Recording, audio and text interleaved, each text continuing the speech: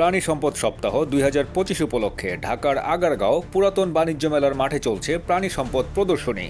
সাধারণ মানুষ যাতে প্রাণীপ্রেমী হয়ে ওঠে, প্রাণীর প্রতি মমত্ববোধ বাড়ে, আমরা সেই চেষ্টা করছি। আমরা বন্যপ্রাণী সম্পর্কে কাউন্সেলিং করছি, আমরা লিফলেট, ব্রোশিউর এগুলো বিতরণ করছি।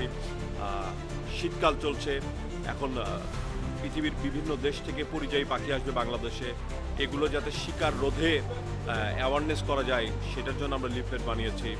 এবং সর্বোপরি রক্ষা করার জন্য সরকারের যে প্রয়াস তাতে আমরা সাধুবাদ জানাই। আমরা প্রাণী সম্পদ রক্ষা করার সকল কাজে সরকারের সাথে আছি এবং এই সুন্দর আয়োজনের জন্য তাদেরকে ধন্যবাদ জানাই। ব্যতিক্রমধর্মী এই প্রদর্শনীতে সারা দেশ থেকে আসা খামারিরা তাদের পশু পাখি এবং নানা জাতের প্রাণীর প্রদর্শন করেন। প্রাণী সম্পদ গবেষণা প্রতিষ্ঠান হচ্ছে সরকারিভাবে 18টা ভ্যাকসিন প্রোডাকশন করে, ডেইরি এবং পোলট্রি।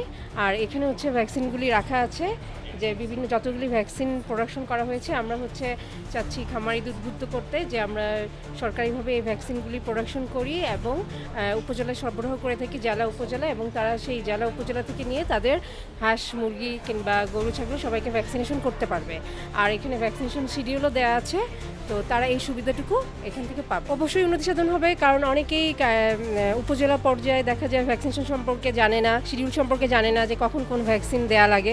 তো আমরা যেহেতু এখানে একটা ক্যাম্পেইনের মতো করতেছি, যেহেতু তাদেরকে ভ্যাকসিন সম্পর্কে জানাচ্ছি, তো তাহলে তারা এখান থেকে অবশ্যই অনেক উপকৃত হবে এবং কোন সময় কোন অ্যানিমেলকে কোন ভ্যাকসিনটা দেওয়া হয় সেটা সম্পর্কে একদম স্পষ্ট ধারণা পাবে। বিভিন্ন উদ্যোক্তারা আধুনিক বৈজ্ঞানিক পদ্ধতি ব্যবহার করে কিভাবে প্রাণী সম্পদকে আরও লাভবান করা যায় তা নিয়ে গবেষণা এবং খামারের বিভিন্ন মডেল প্রদর্শন করেন। এখানে আমাদের মৎস্য দপ্তরের যে সাফল্য সেগুলো আমরা তুলে ধরার চেষ্টা করেছি। যেমন ইলিশ আহরণে আমরা প্রথম, আমরা উন্মুক্ত জলাশয়ে মাছ আহরণে 3য় নম্বর পজিশনে আছি। আমরা আমাদের এখানে তেলাপিয়া মাছের উৎপাদনে বিশ্বে আমরা এখন 4র্থ অবস্থানে আছি। আমরা প্রায় 90,000 মেট্রিক টন মাছ রপ্তানি করে প্রায় 6,100 কোটি টাকার বৈদেশিক মুদ্রা অর্জন করছে এবং প্রায় 2 কোটি মানুষ মানে প্রত্যক্ষ বা পরোক্ষভাবে মাছের এই সাথে জড়িত এবং তাদের কর্মসংস্থানের সৃষ্টি হচ্ছে। এবং এখানে মূলত আমরা এই মৎস্য দপ্তর যে কর্মকাণ্ডগুলো বাস্তবায়ন করে থাকি এইগুলো আমরা মেলাতে উপস্থাপন করেছি। প্রাণী সম্পদ প্রদর্শনীতে ছিল দেশীয় জাতের গরু, ছাগল, ভেড়া, কুকুর, বিড়াল, বিভিন্ন প্রজাতির পাখি সহ আরও অনেক প্রাণী, যা প্রদর্শনীতে বেড়াতে আসা মানুষদের মধ্যে ব্যাপক বিনোদন এবং উৎসাহ প্রদান করে। এছাড়াও প্রদর্শনীতে ছিল বিভিন্ন খামারের আধুনিক মডেল এবং পশু ডাক্তার সহ সেবা প্রদানকারী সরকারি ও বেসরকারি বহু প্রতিষ্ঠান। প্রাণী সম্পদ প্রদর্শনীতে দর্শনার্থীরা তাদের পছন্দমতো প্রাণীটি কেনার সুব্যবস্থা ছিল।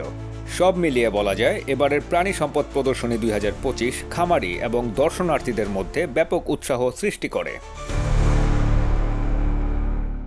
এম সাখাওয়াত হোসেন সুজন, দৈনিক আওয়ার বাংলাদেশ।